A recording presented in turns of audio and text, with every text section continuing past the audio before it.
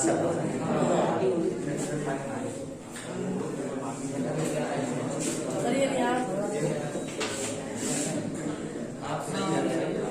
यहाँ तक तो आ रहा सर।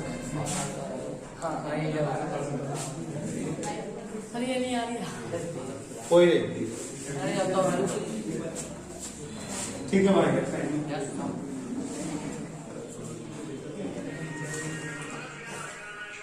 एंट्रोपी डिस्कस करेंगे।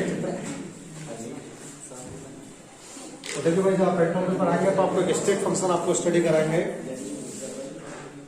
और ये जो स्टेट फंक्शन हम लोग आपको डिस्कस करेंगे इसे डेल्टा एस से हम लोग शो करेंगे। डेल्टा एस लास्ट टाइम मैंने आपको पढ़ाया तो मैंने आपको बताया डेल्टा एस होता क्या है।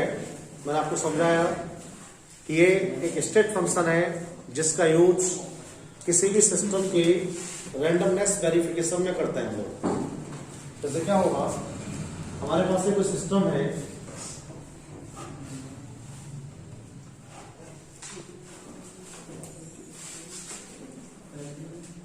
और इस सिस्टम की रैंडमनेस को हम लोग फाइंड करना चाहते हैं, तो किसी भी सिस्टम की रैंडमनेस को फाइंड करने के लिए हम लोग डेल्टा एस का यूज कर सकते हैं। रैंडमनेस से मीन्स क्या होता है? रैंडमनेस से मीन्स होता है व्यवस्था का मीन्स है। देखिए, जिन पदार्थों में कण जो है अव्यवस्थित होते हैं, जैसे सबसे पहले बात करते हैं गैस के बारे में हम लोग आपसे भाई। तो जैसे हमारे पास गैस के स्ट्रक्चर को जब हम लोग चेक करते हैं तो गैस के अंदर जो मॉलिक्यूल्स होते हैं वो सारे मॉलिक्यूल्स बड़े दूर दूर होते हैं।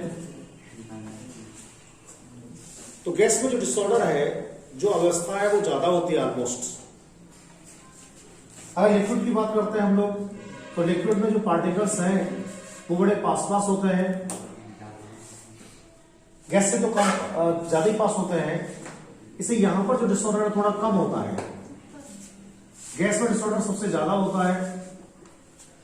अगर हम लोग सॉलिड सबस्टेंस की बात करेंगे तो सॉलिड सबस्टेंस में क्या होता है, सॉलिड्स के अंदर जो पार्टिकल्स होते हैं उनकी अरेंजमेंट एकदम फाइन होती है, और ठोस पदार्थों में सॉलिड्स के अंदर रैंडमनेस का जो वैल्यू होता है वो 0% होता है। कोई भी रैंडमनेस अव्यवस्था ठोस के अंदर नहीं पाई जाती है। तो सबसे ज्यादा जो रैंडमनेस होती है वो गैसों के अंदर होती है, और सबसे कम जो रैंडमनेस होती है वो सॉलिड्स के अंदर होती है। देखिए, सबसे कम सॉलिड्स के अंदर होती है, सबसे ज्यादा गैस के अंदर होती है। आपको बताना क्या है सर? तो आपको बताना है किसी भी सिस्टम की रैंडमनेस के लिए अगर आपको मेजरमेंट करना है, किसी भी सिस्टम की रैंडमनेस के लिए अगर आपको मेजरमेंट करना है, तो किसी सिस्टम की रैंडमनेस को मेजरमेंट करने के लिए आपको एंट्रोपी स्टडी करना पड़ेगा। मैं आपको समझा रहा था लास्ट टाइम, जैसे सर क्लास में आते हैं तो क्लास में आने के बाद क्या होता है, बच्चे शांत हो जाते हैं, और जैसे सर क्लास में आते हैं और क्लास में आने के बाद सर के बच्चे जब शांत हो जाते हैं तो उसकी जो रैंडमनेस होती है वो कम हो जाती है। बच्चों का शांत होना क्या है, व्यवस्था का बनना है। और जैसे सर क्लास से बाहर जाते हैं तो क्या होता है, बच्चे शोर करने लगते हैं, तो रैंडमनेस क्या हो जाती है, बढ़ जाती है। तो आपको बताना यह है, अगर हमारे सिस्टम में व्यवस्था ठीक है, यानी कोई भी रैंडमनेस नहीं है, तो हमारी जो एंट्रोपी है वो नेगेटिव आनी चाहिए, कम आएगी एंट्रोपी। और अगर हमारा सिस्टम क्या है, अगर हमारे सिस्टम के अंदर डिस्टर्बेंस ज्यादा है, तो सिस्टम में डिस्टर्बेंस ज्यादा होने से क्या होता है, एंट्रोपी की जो वैल्यू होती है वो ऑलवेज ज्यादा आती है, ऑलवेज ज्यादा आती है। तो सर ये क्वेश्चन पूछते हैं हम लोगों से कि भाई एंट्रोपी जो होता है वो किस पदार्थ में ज्यादा होता है, तो आपको बताना है सर गैस के अंदर सबसे ज्यादा एंट्रोपी होती है, और गैस पदार्थों में एंट्रोपी इसलिए ज्यादा होती है कि जो गैस हम लोग स्टडी कर रहे हैं उनमें रैंडमनेस ज्यादा है, और ठोस पदार्थों में एंट्रोपी 0 होती है। और ठोस पदार्थों की एंट्रोपी 0 क्यों होती है? ठोस पदार्थों की एंट्रोपी 0 इसलिए होती है कि उसमें रैंडमनेस नहीं पाई जाती है। अगर हम लोगों को एंट्रोपी शो करना है, रिप्रेजेंट करना है, तो हम लोग कैसे करने वाले हैं? देखो, एंट्रोपी को रिप्रेजेंट करने के लिए एक फॉर्मूला है, delta S equal to Q reverse upon T, Q reverse upon T. अगर आप चाहें इसके लिए तो फाइन चेंज को भी स्टडी कर सकते हैं। आप लिख सकते हैं D S equal to D Q reverse upon T, ये एंट्रोपी का सूत्र है। पहले तो हम लोग इस फॉर्मूला का एनालिसिस करते हैं। देखिए ये फॉर्मूला में हमारे पास है कि जो एंट्रोपी हमारे पास है S, तो Q रिवर्स अपॉन P के बराबर है। इसका मीन्स क्या हो गया? रिवर्स का मतलब क्या हो गया? रिवर्स का मतलब हो गया जो प्रोसेस रिवर्स हो जाएंगे, जो प्रोसेस रिवर्स हो जाएंगे। तो कौन से प्रोसेस रिवर्स होते थे बताइए? दो तरह के प्रोसेस को हम लोग स्टडी किए हैं। एक तो स्पॉन्टेनियस प्रोसेस हम लोगों ने स्टडी किए हैं और एक नॉन स्पॉन्टेनियस स्टडी किए हैं। तो बताओ स्पॉन्टेनियस रिवर्स होते हैं non spontaneous? Non spontaneous reverse होता है, नॉन स्पॉन्टेनियस रिवर्स होते हैं, लेकिन स्पॉन्टेनियस कभी भी रिवर्स नहीं होते हैं। तो ये जो लिखा हुआ है ना, वो रिवर्स के लिए लिखा हुआ है। क्यों रिवर्स? एस, जब तक क्यू रिवर्स रहेगा ना तो टेम्परेचर बेटे ऑलवेज कांस्टेंट ही रहेगा,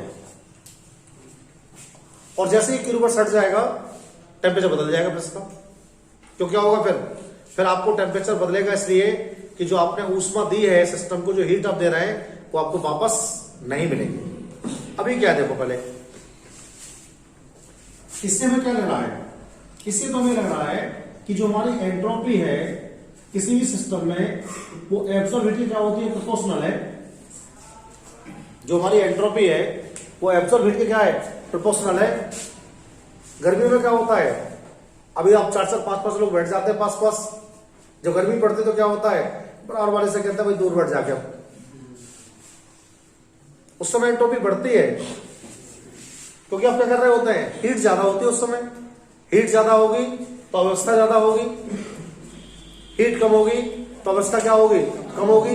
तो आपको बताना है किसी भी सिस्टम की जो एंट्रोपी होती है वो ऑलवेज उसके द्वारा एब्जॉर्ब हीट, किसी भी सिस्टम की जो एंट्रोपी होती है उसके द्वारा एब्जॉर्ब हीट के समानुपाती होती है। अगर निकाय में ऊष्मा को बढ़ा दिया जाएगा तो निकाय में ऊष्मा को बढ़ाने के बाद क्या होगा?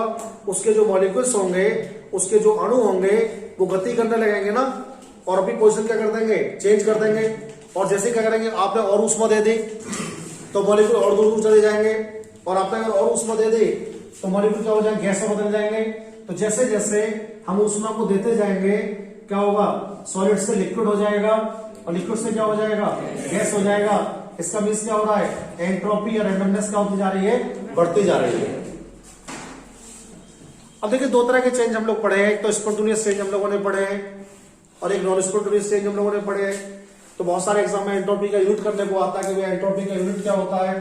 तो देखो एक क्यू रिवर्स लिखा हुआ है ना, ये हीट है, इसका यूनिट क्या लिख सकते हैं आप? जूल लिख सकते हैं, ऊष्मा का मात्रक, और आप कैलोरी लिख सकते हैं भाई, और टेम्परेचर का यूनिट क्या लिख सकते हैं? केल्विन लिख सकते हैं, केल्विन लिख सकते हैं।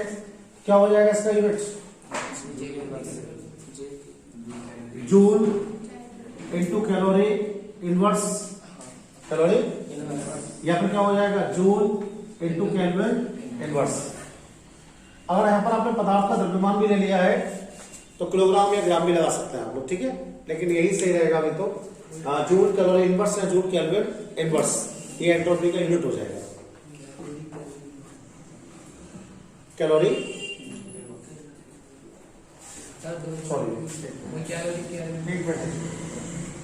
जूल केल्विन इनवर्स हो जाएगा और calorie kelvin inverse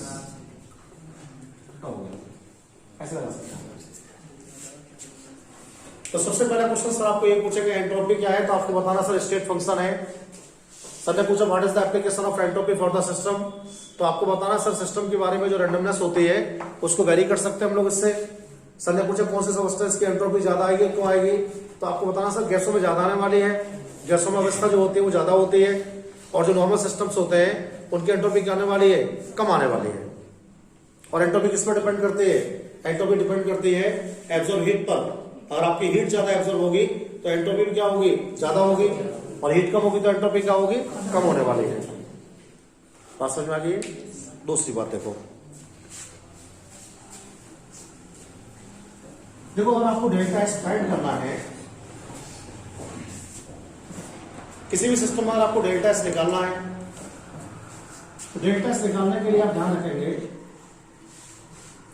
delta S अगर आपको फाइंड करनी है तो S2 माइनस S1 कभी नहीं करेंगे आप। जब भी कभी एंट्रोपी निकालते हैं ना, तो एंट्रोपी निकालने के लिए सिस्टम की जो एंट्रोपी होती है और सराउंडिंग की जो एंट्रोपी होती है उन दोनों को ऐड कर देते हैं। उसे लिखा कैसे करेंगे आप लोग? एस लिखा करेंगे एंट्रोपी को, और इसके सापेक्ष में रिलेटिव में लिख दिया करेंगे सिस्टम। बड़ा हो जाएगा, थोड़ा सा शॉर्ट कर देता हूं, एस फॉर सिस कर देता हूं, ठीक है। और दूसरा हम लिखा करेंगे S for surrounding, S O you.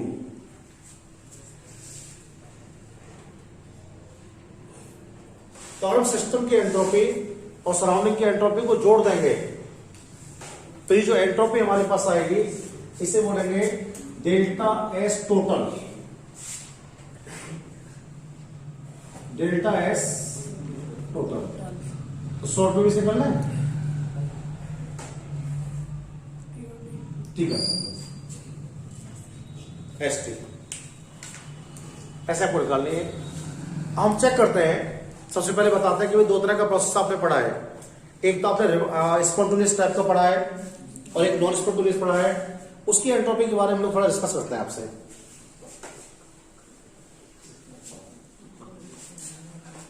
एक तो हम लोग पढ़े S P O N T A N E O U S, spontaneous पढ़ा हम लोगों ने, और दूसरा क्या पढ़े हम लोग? Non spontaneous.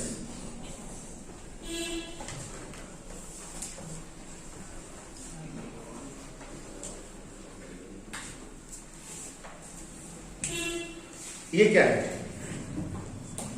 स्पॉन्टेनियस जो लिखा हुआ है ये टर्म है नेचर में होने वाले ऐसे प्रोसेस जिनमें किसी भी ह्यूमन हेल्प की रिक्वायरमेंट नहीं होती है। यानी हमारी जो नेचर है, हमारी जो प्रकृति है, उस प्रकृति के अंदर ऐसे प्रोसेस जिनमें आपकी कोई भी आवश्यकता नहीं है, उन प्रोसेस को बोलते हैं स्पॉन्टेनियस। क्या बोलते हैं? स्पॉन्टेनियस। और ऐसे प्रोसेस जो विदाउट ह्यूमन हेल्प हो जाते हैं, वे विदाउट ह्यूमन हेल्प नहीं होते हैं। ऐसे प्रोसेस जो विदाउट ह्यूमन हेल्प नहीं होते हैं, जैसे भाई साइकिलिंग करना है, तो साइकिलिंग अगर आपको करना है तो पेडल तो मारना ही पड़ेगा। आपको लिखना है तो पेन चलाना पड़ेगा, आपको दौड़ना है तो पैर चलाने पड़ेंगे आपके लिए, और खाना है मुंह नहीं चलेगा, पहले हाथ से तोड़ा जाएगा, हाथ से तोड़ा जाएगा फिर मुंह चलेगा, है ना। ऐसा नहीं कि खाना तोड़ा है कि हाथ मुंह चलता रहेगा, तो ऐसा नहीं हो पाएगा ना। ये सब कैसे है? इनमें ह्यूमन हेल्प की आवश्यकता है, और जो मानव की सहायता से होते हैं वो ऑलवेज क्या होते हैं? Non spontaneous. और मानव की सहायता से होने वाले प्रोसेस के लिए हम लोग रिवर्स प्रोसेस भी कह सकते हैं। लेकिन जो विदाउट ह्यूमन हेल्प होते हैं वो कभी रिवर्स नहीं होते हैं। तो ये वाले जो प्रोसेस है वो रिवर्स भी हो जाएंगे। रिवर्स सब होते हैं तो ऐसा साइन लगाया करेंगे, और जो रिवर्स नहीं होते हैं उनमें ऐसा साइन लगा देते हैं हम लोग। तो पहले आपको समझाता है कि रिवर्स प्रोसेस में एंट्रोपी कैसे चेंज होगी। रिवर्स प्रोसेस में एंट्रोपी कैसे चेंज होगी?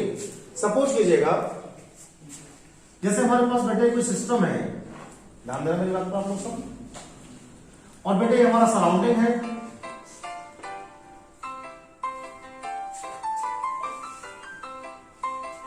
मैंने आपसे कहा कि जो हमारा सराउंडिंग है और जो हमारा सिस्टम है, उस सिस्टम से जो हीट है इस तरह से ट्रांसफर हो रही है कि सराउंडिंग की जो हीट है वो सिस्टम में आ रही है। सराउंडिंग की जो हीट है वो किस में आ रही है? सिस्टम में आ रही है। हमने आपसे कहा, तो आपने बताया सर अगर सराउंडिंग की हीट सिस्टम में आएगी तो एंट्रोपी का रिलेशन क्या है हीट से?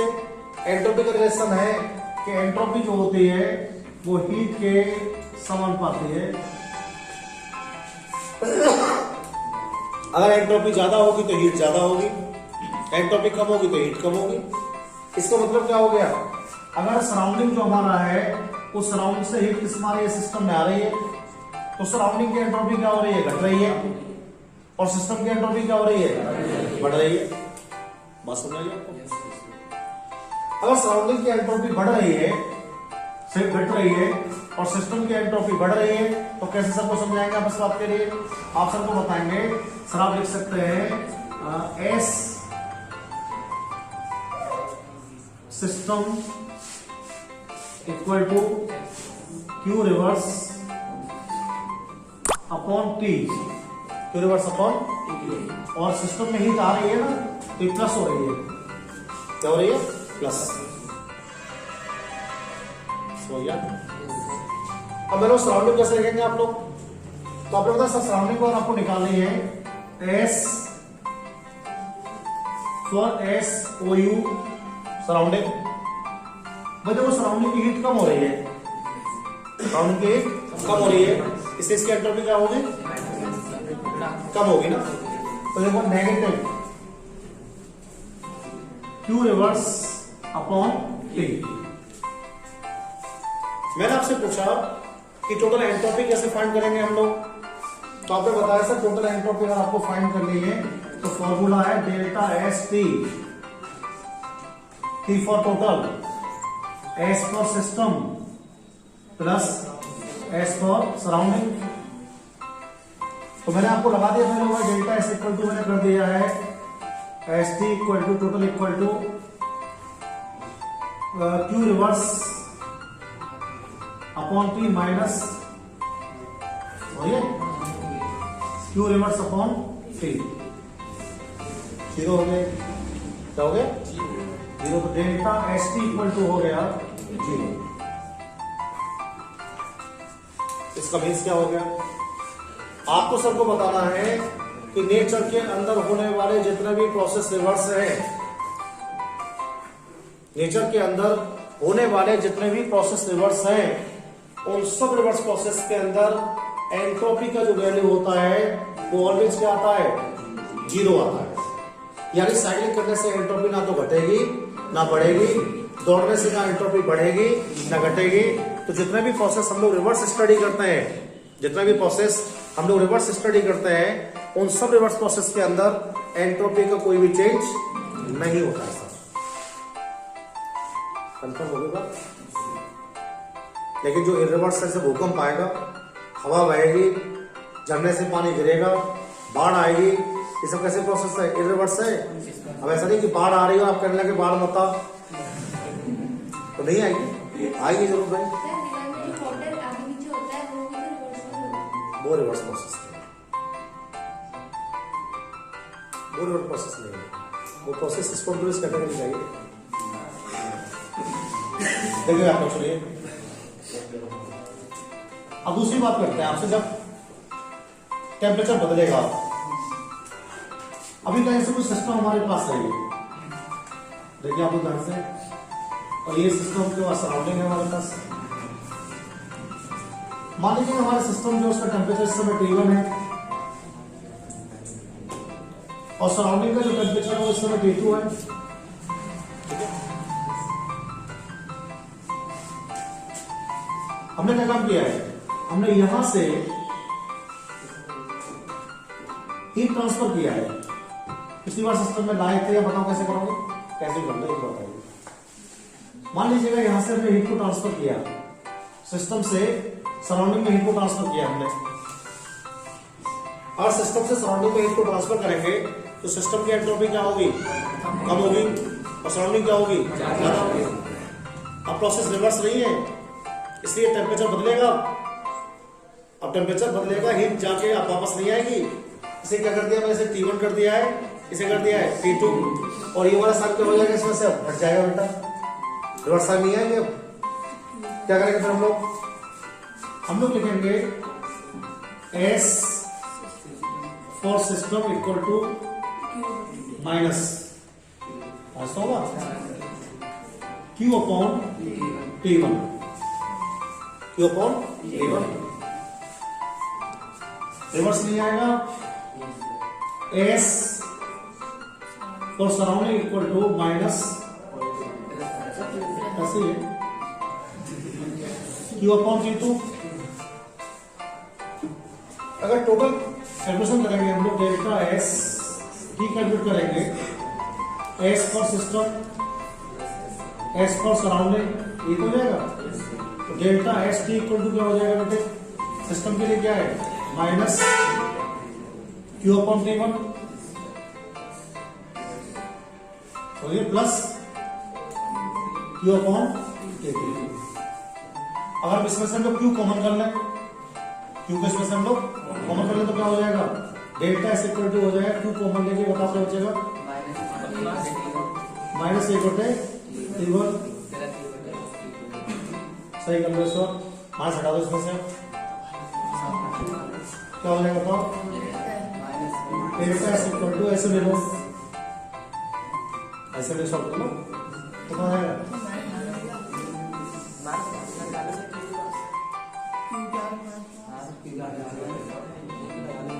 ऐसे क्या लोग प्रॉब्लम नहीं है, लेकिन मैं आपको समझा दूंगा एक से। अब एक से दो उदाहरण आपको देखो, इस वाले क्वेश्चन को कंसीडर कर लीजिएगा एक बार, सॉल्व करने की जरूरत नहीं कर रहा। देखो करना क्या हम लोगों को ये बताना सर के लिए, इसमें कभी भी डेल्टा एक्स का मान 0 नहीं आएगा। क्यों नहीं आएगा, क्योंकि देखो क्यू भी आपने हीट दी है, इसमें टेम्परेचर भी होगा, T1 T2 भी होगा। टेम्परेचर की वैल्यू अगर आप लगाते हैं और हीट की वैल्यू आप लगाते हैं और आपने सॉल्व करेंगे, तो सॉल्व करने के बाद ये वैल्यू कहीं भी 0। इसका मतलब क्या होगा, इसका मतलब ये होगा बेटे कि जो हमारा स्पॉन्टेनियस प्रोसेस है उसमें डेल्टा एस जो होगा वो 0 से क्या होगा, ज्यादा, 0 से ज्यादा होगा। इससे क्या कंफर्म हो गया हमें, इससे हमें कंफर्म हो गया कि जितने भी स्पॉन्टेनियस प्रोसेस होते हैं, जितने भी स्पॉन्टेनियस प्रोसेस होते हैं, उन सभी स्पॉन्टेनियस प्रोसेस के अंदर एंट्रोपी का वैल्यू ऑलवेज क्या होता है, बढ़ता है। बात समझ में आ गई। तो किस वजह से एंट्रोपी चेंज नहीं होगी, नॉन स्पॉन्टेनियस वाले प्रोसेस में कोई एंट्रोपी चेंज, लेकिन जो भी स्पॉन्टेनियस टाइप के प्रोसेस होंगे उनमें एंट्रोपी ऑलवेज क्या होगी, चेंज। समझ गया आपको, पक्का।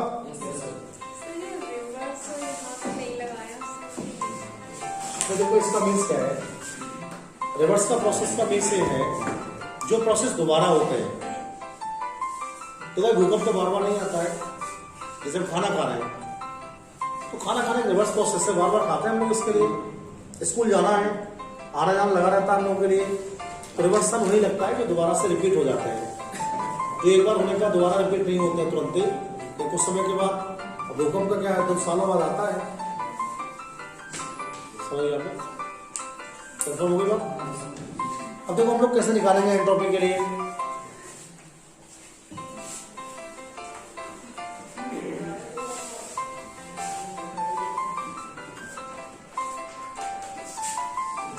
ये आपको स्टडी करना है,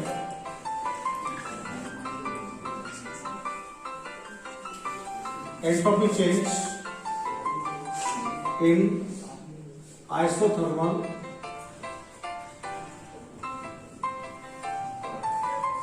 process. Entropy change in isothermal process. Isothermal process में एंट्रोपी कैसे बदलेगी, समतापीय प्रक्रम को चल रहा है अगर, इसमें ताप कांस्टेंट है, उसमें एंट्रोपी कैसे पढ़ेंगे हम लोग। एक फॉर्मूला पढ़ाया था मैंने, वर्क का फॉर्मूला आपके लिए, वर्क का फॉर्मूला पढ़ाया था, याद है। ये पढ़ाया था आपके लिए, W equal to W reverse equal to -2.303, very good, log V2 upon ये पढ़ाया था।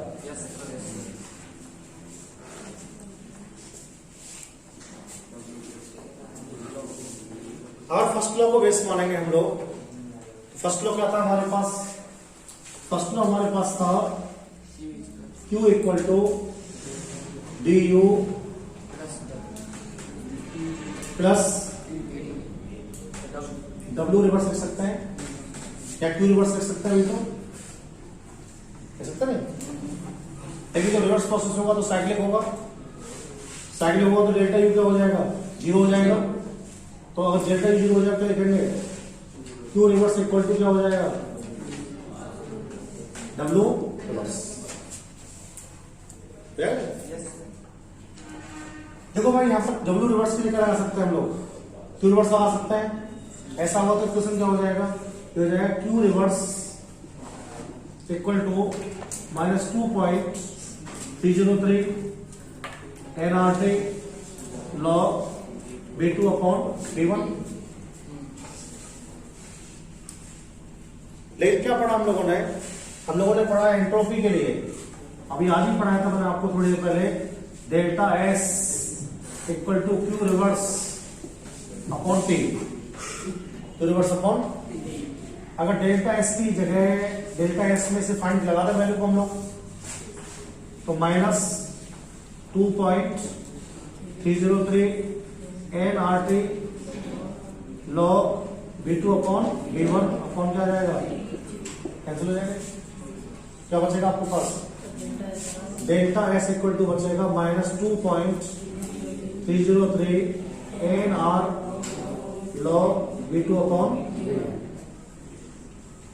इस फॉर्मूला से आप किसी भी प्रोसेस में एंट्रोपी को फाइंड कर सकते हैं। अगर आपके पास प्रोसेस रिवर्स है, कैसा है, आइसोथर्मल है, delta S equal to -2.303 nR log V2 upon V1। अगर प्रेशर निकालेंगे तो क्या हो जाएगा, P1 अपॉन P2। कैसे लिख सकते हैं आप लोग इसमें, delta S equal to -2.303 nR log P1 upon, याद है, ऐसे भी कर सकते हैं। डेल्टा एस क्या है, डेल्टा एस है एंट्रोपी, P1 क्या है, वॉल्यूम है, V2 क्या है, फाइनल वॉल्यूम है, R क्या है, गैस कांस्टेंट है, और M क्या, numbers of mole of gas हैं। इससे हम लोग किसी भी सिस्टम की एंट्रोपी को फाइंड कर सकते हैं। ठीक है।